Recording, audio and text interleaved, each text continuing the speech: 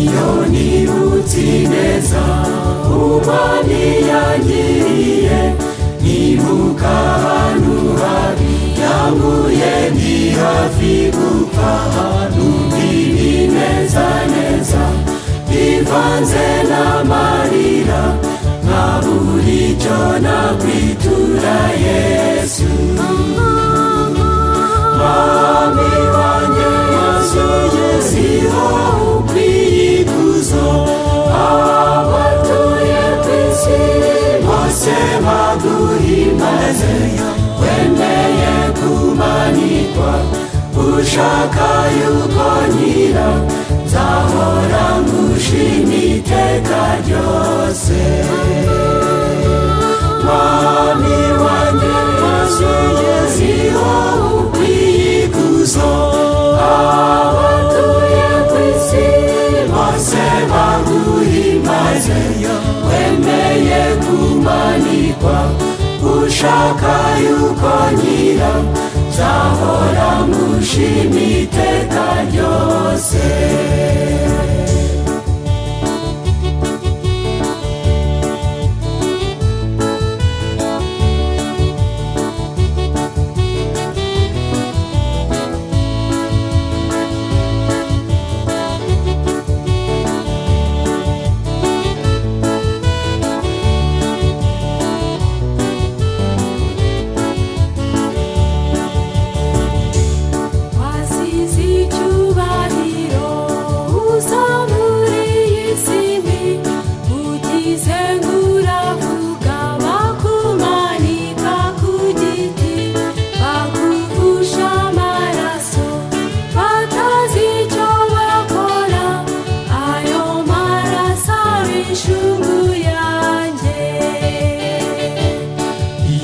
nibutse amahwa n'inkoni wakubiswe, nkibuka na rya cumu baguteye mu rubavu, bimpa gutekereza nkibaza icyo nakoze cyatumye unkunda n'umunyabyaha.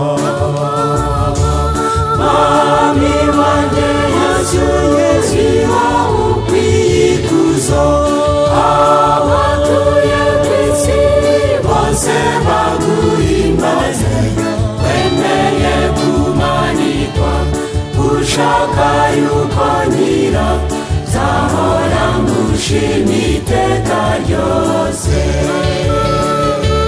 Mwami wanjye Yesu, siho ukwiye ikuzo, abatuye ku isi bose baguhimbaze, wemeye kumanikwa, ushaka yuko nkira, nzahora ngushima iteka ryose.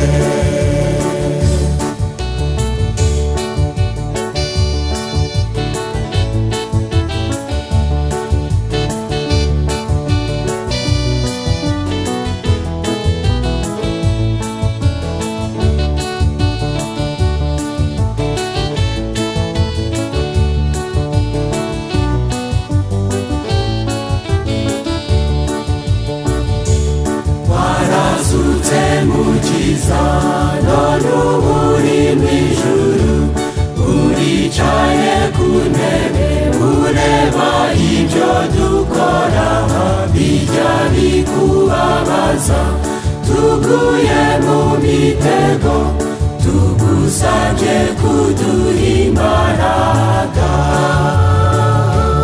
Mwami wanjye Yesu, siho ukwiye ikuzo, abatuye ku isi bose baguhimbaze, wemeye kumanikwa, ushaka yuko nkira, nzahora ngushima iteka ryose.